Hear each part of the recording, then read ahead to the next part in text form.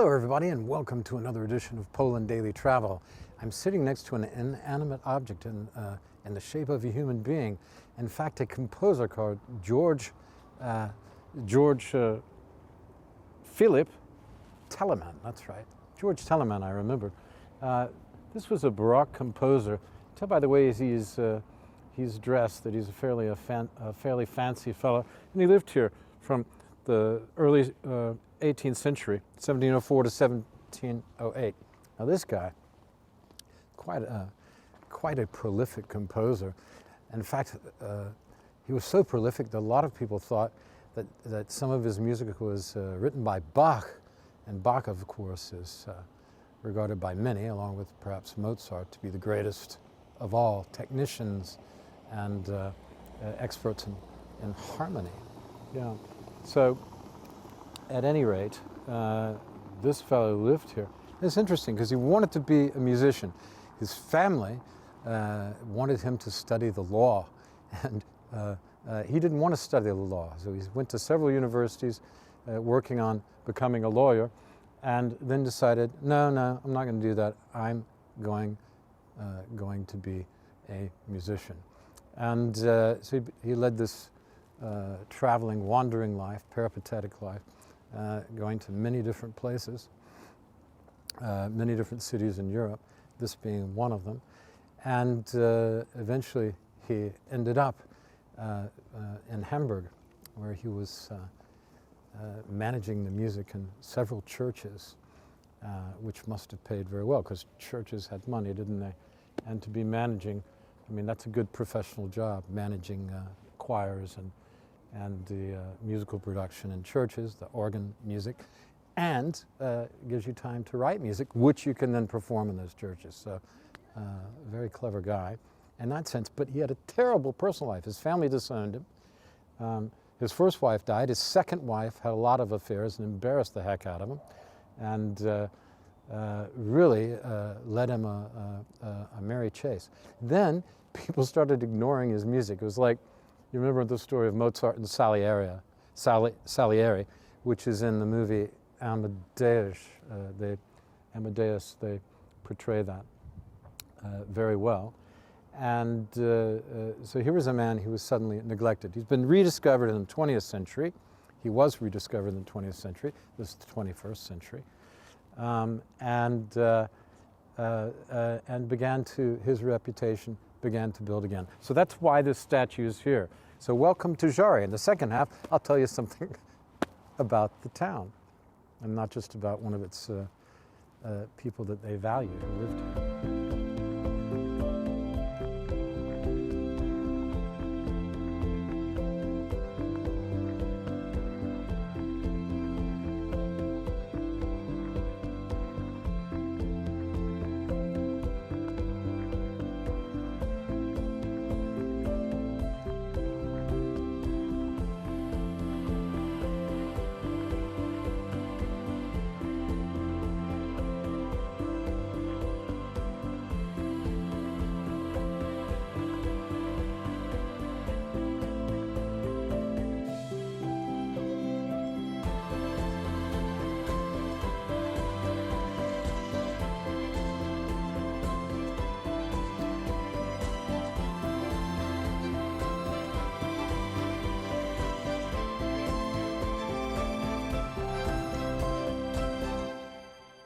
Okay, everybody, welcome back. And as the sun is going down at magic hour, behind me you can see the castle, which has got some nice light on it, doesn't it?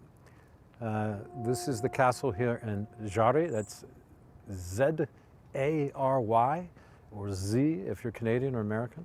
I don't know what the Australians say, I can't remember. At any rate, ask an Australian. It's getting a bit chilly here, as you can probably see, so my teeth start chattering. That would be why. But vanity prevents me from putting on a hat. I have one right here, which I'll put on very quickly after this episode is finished. But first I want to tell you something about Zary. We're close to the German border. The German border is about 25 kilometers away, maybe 30 at the max. So it's about 20 miles to the west, that direction. What else can I tell you? Zary, again, this is an old area. This is the original Poland area. We're in the province of Lubusz. The Lusatian people lived here. And in fact, it goes back further than that. If you like clothing, you may know the name Zara.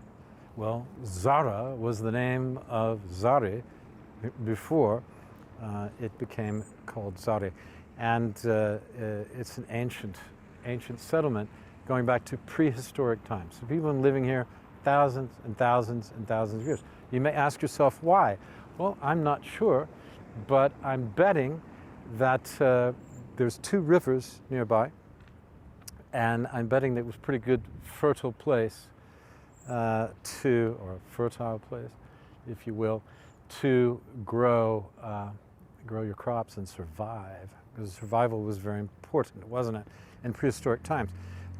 It also goes back to the history of Poland, to the original beginning of Poland, 1,000 years ago, in 966, roughly.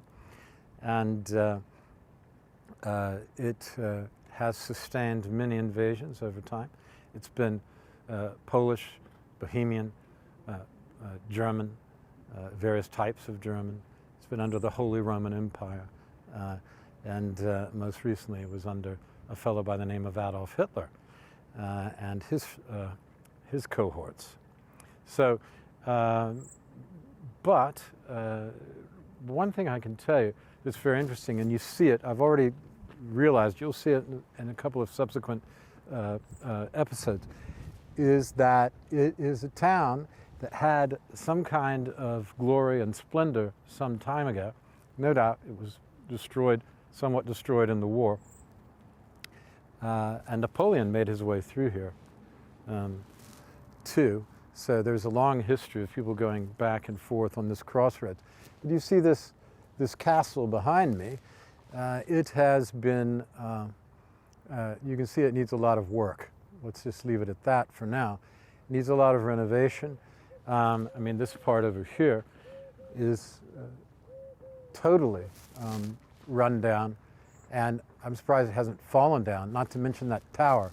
The fact that that tower still stands is a testament to the way they built things a few centuries ago. At any rate, that's what I have for you from Zary. We're about to lose the light, so we're going to move ahead and find a place, maybe not a castle to stay in, although I hear there are a couple not so far away, but we'll find a nice place anyway to stay for the night, perhaps even in town. So don't forget, like us on YouTube, like us on Facebook, Poland Daily Travel. I appreciate you watching, and we'll talk to you. We'll talk to you tomorrow night. Cheers.